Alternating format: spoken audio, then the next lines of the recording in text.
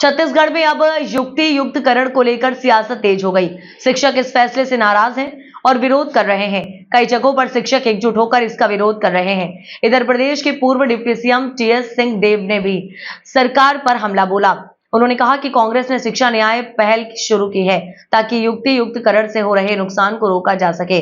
उन्होंने आरोप लगाया कि सरकार 45,000 पद खत्म कर रही है, जो शिक्षा व्यवस्था के लिए ठीक नहीं है। इससे प्राथमिक और मिडिल स्कूलों में बच्चों की पढ़ाई और गुणवत्ता पर असर पड़ेगा।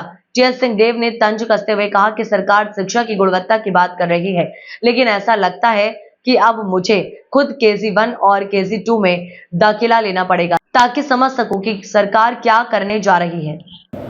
युक्ति युक्तकरण के संदर्भ में प्रदेश कांग्रेस कमेटी ने शिक्षा न्याय पहल प्रारंभ की है और जिस तरीके से लगभग 45,000 पदों को समाप्त करने की मुहिम चालू की है वर्तमान सरकार ने, इसका हम पुरजोर विरोध कर रहे हैं। इस पे सीधे तौर पे प्राथमिक और माध्यमिक स्कूलों में, सरकारी प्राथमिक और माध्यमिक स्कूलों में बच्चों की पढ़ाई पे और उसकी गुणवत्ता पे बहुत बड़ा प्रभाव पड़ने वाला है। मैंने एक वरिष्ठ IAS अधिकारी का बयान भी देखा, सुना, और मुख्यमंत्री जी भी इस विषय में कह रहे थे और दोनों कह रहे थे कि हम जो कर रहे हैं वो शिक्षा की गुणवत्ता को सुनिश्चित करने के लिए कह रहे हैं।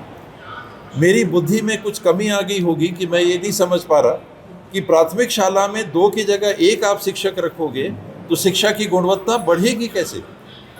मैं बिल्कुल इस बात को नहीं समझ पा रहा। मेरे को ज्ञान लेना पड़ेगा, नए सिरे से ज्ञान लेना पड़ेगा, मेरे को KG में या क्लास 1 में भर्ती होना पड़ेगा और वहाँ से नई पढ़ाई करनी पड़ेगी कि कैसे एक टीचर को हटा के आप बच्चों को बेहतर ज्ञान दे सकते हैं।